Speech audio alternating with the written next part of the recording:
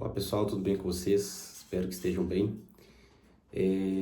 Não ia gravar mais nenhum vídeo esse ano, mas senti no coração de fazer um fechamento desse ano que foi muito importante para mim.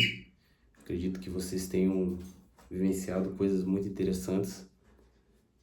Foi um ano de muitas conquistas, de muitas lutas e também de novos desafios para um próximo ano, né? Coisas que eu comecei nesse ano e que eu quero concluir ou aperfeiçoar no próximo ano. E eu queria deixar uma palavra de ânimo, de esperança para vocês nesse final de ano, para que vocês iniciem o próximo ano com uma mentalidade diferente, com um caminho novo, talvez com ferramentas novas para que vocês possam deslanchar. Eu ainda vou gravar um vlog que talvez não, né? Certamente vai ser postado no ano que vem. Tem umas ideias novas para o canal também, como esse canal ele foi iniciado ali a postagem dos vídeos nesse ano. Eu tenho a vontade de dar um passo além nesse próximo, né? Então, trazer novos conteúdos, trazer uma espécie de cronograma, né, de vídeos semanais com quadros diferentes, né, de assuntos diferentes para a gente trabalhar. Conto com a sugestão de vocês aí, fica à vontade nos comentários para sugerir o que a gente pode fazer. E eu queria falar um pouco, pessoal, acerca das lições assim, principais que eu tirei no ano passado e nesse ano, né? O que eu acho que, levando para o próximo ano, eu vou ter uma produtividade muito maior, maiores conquistas, e creio que vocês também.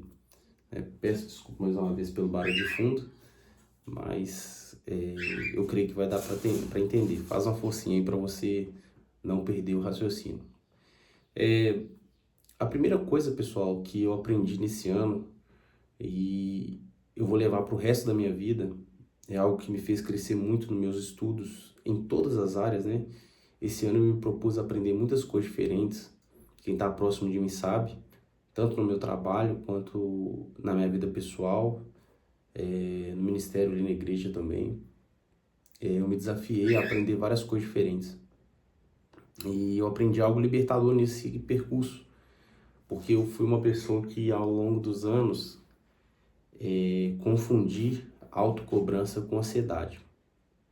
E eu acho que isso é um problema da nossa juventude, eu acho que é um problema não só da juventude, mas eu acho que é um problema da nossa geração, do tempo que nós vivemos, né? Nós vivemos um tempo, o meu terapeuta costumava dizer, o Júnior, que a gente vive o tempo do hiper, né? Aquele tempo onde tudo tem que acontecer rápido, tem que acontecer agora, tem que funcionar. E é a geração da ansiedade, né? A geração de que tá todo mundo atrasado, tá todo mundo correndo atrás de tudo e ao mesmo tempo não alcançando nada, né? E eu tirei algumas reflexões quando me propus aprender coisas novas, porque eu aprendi que a autocobrança era muito importante, principalmente para uma pessoa que vem de um costume de procrastinação, de desânimo, de preguiça, ou de uma cultura de não ter hábitos, bons hábitos, né? Hábito de estudar, hábito de levantar cedo, hábito de fazer uma caminhada, de fazer um exercício. Eu não fui criado assim com essas ferramentas, né? Eu não aprendi. Isso não é nenhum demérito à minha família, aos meus pais, né? Eles também foram criados nessa condição.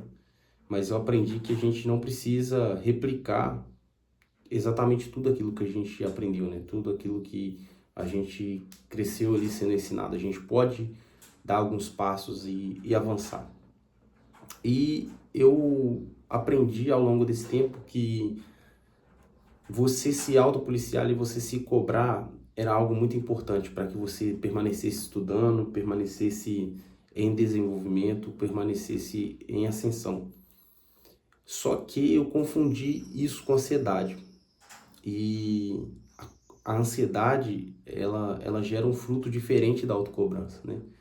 Quando você quer aprender várias coisas e você começa a colocar uma pressão sobre você maior do que você consegue carregar, ao invés de gerar motivação, e ânimo e alegria em fazer as coisas, você começa a procrastinar ainda mais, você começa a se desanimar ainda mais, você começa a fazer menos ainda do que você fazia antes e dá um efeito totalmente contrário, um resultado totalmente adverso ali em relação ao que você esperava no início. E como discernir, como diferir ali o que é autocobrança e o que é ansiedade? E eu gosto de olhar para a Bíblia, para poder fazer essa separação, né? A Bíblia diz que a palavra de Deus, ela é capaz de separar coisas que são parecidas, né? Ali fala de juntas e medulas, né? É uma espada afiada, mais afiada que uma espada de dois gumes, né? A palavra é uma espada afiada, né?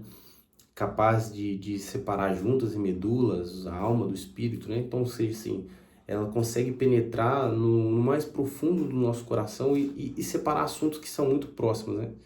E a ansiedade, ela está muito próxima da autocobrança. Mas a palavra de Deus, ela vem lançar luz para esses assuntos e nos mostrar que a autocobrança, ela vem de uma responsabilidade do hoje. E o que isso significa? Significa que quando nós temos consciência da dádiva do dia de hoje, do presente que Deus nos deu, nós nos tornamos responsáveis pela administração dessas horas, né? Então, quando nós temos ciência de que Deus nos fez despertar hoje e nós poderíamos não estar mais aqui, e nós estamos com saúde, com vigor, eu me torno responsável pelas horas que eu tenho para administrar nesse dia e eu me proponho a aproveitá-las da melhor forma, sem preocupar com o amanhã e sem preocupar com o que passou, focando exclusivamente no hoje. A autocobrança, ela está ligada ao seu hoje. Se você tem dúvidas sobre se você está sendo ansioso ou você está se autocobrando, se você está se cobrando, pensa naquilo que você, na onde está seu foco. Seu foco está no presente ou está no futuro? Se você estiver preocupado com coisas para além de hoje, você provavelmente está ansioso. E se você está preocupado com agora, com as horas que você tem, você está no caminho certo. A autocobrança, ela te faz aproveitar o tempo de qualidade com seus pais, ela faz você aproveitar o tempo de qualidade com seus irmãos, com seus amigos, com sua esposa, com seu marido. Ela te faz gostar de estudar aquilo que você está estudando naquele dia, porque você sabe que o necessário para você crescer todo dia é você aprender um pouco mais. Você não precisa já absorver todo o conhecimento do mundo hoje. Você precisa simplesmente ser constante.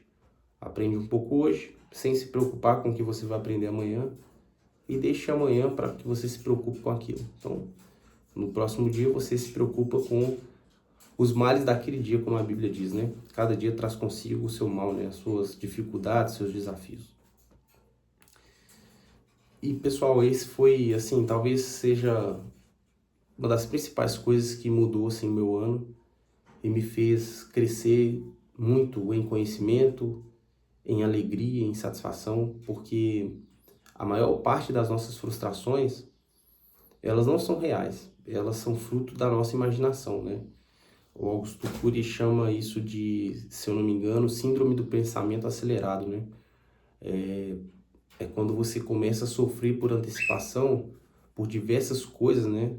Você vive num estado de preocupação, de aflição, de pânico, por coisas que nem aconteceram ali. Sua mente está carregada e você não consegue refletir, você não consegue pensar, você não consegue agir.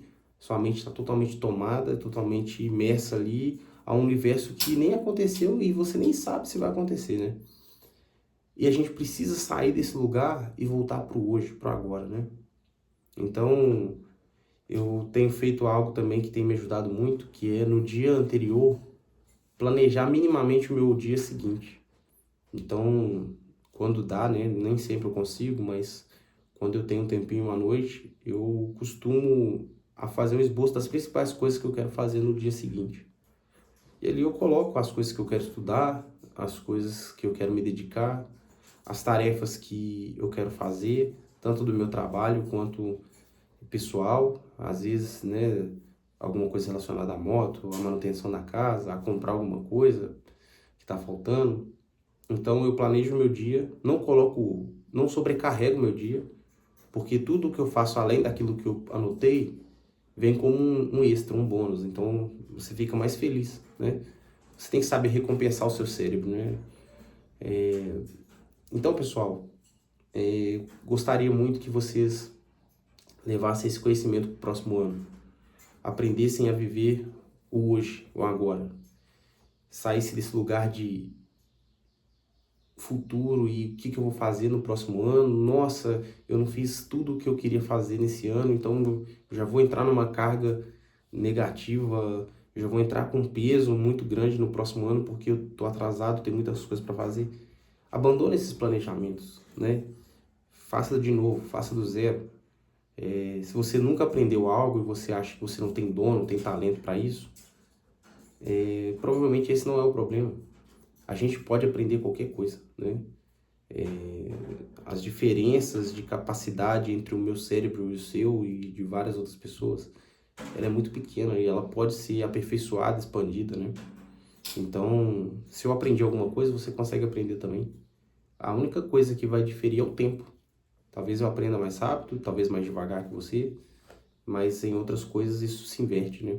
Então, quando a gente entende que a gente não está postando corrida com ninguém, quando a gente entende que a nossa vida não pode ser comparada com a de ninguém, porque cada um tem a sua história, cada um partiu de um zero diferente, né? De um ponto inicial diferente, financeiro, social, familiar. Quando a gente entende tudo isso e a gente foca na nossa vida, foca no nosso hoje, a gente começa a progredir, porque nós começamos a desfrutar a vida que Deus nos deu. Nós começamos a aproveitar as pessoas que estão à nossa volta, nós começamos a nos alegrar com as coisas simples do dia, né?